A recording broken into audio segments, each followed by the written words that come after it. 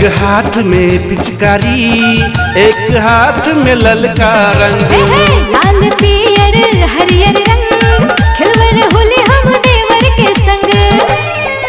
हाँ, एक हाथ में पिचकारी, एक हाथ में ललका रंग। लाल पियर हरियर रंग खिलवर होली हम देवर के संग। सरारा जोगिरा सरारा, सरारा जोगिरा सरारा। वाह भाई वाह, वाह खिलाड़ी वाह, सरारा जोगिरा सरारा। सरारा सरारा सरारा,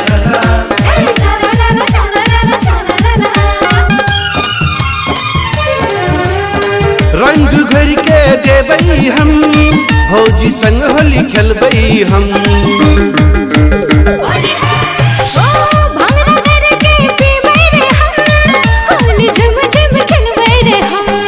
पिचकारी में रंग भर के भौजी के चोली भिजेबै आई हम।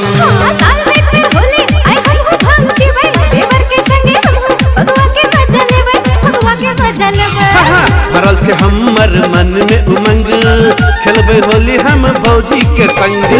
चढ़ल से हमरो रंग के तरंग, खेलबै रे होली हम देवर के संग। भरल से हमरो देखु पिचकारी, भीजा देव भौजी आहा के साली। सरारा जोगिरा सरारा, सरारा जोगिरा सरारा।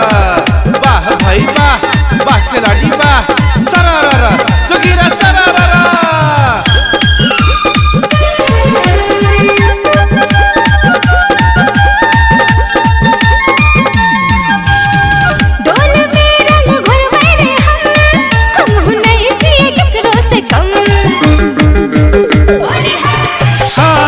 जबान पीने छी हम नहीं छिए केकरो से कम। घर में रंग देवर के ऊपर में होली के दिन नहीं छरबे रे हम। हाँ, साल में एक बार होली भौजी के चोली रंगबे, भौजी के चोली रंग के फगुआ के मजा लेबे, फगुआ के मजा लेबे।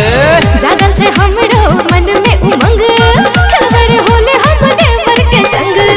चढ़ल से हमरो रंग के तरंग, खेली होली भौजी आहा के संग।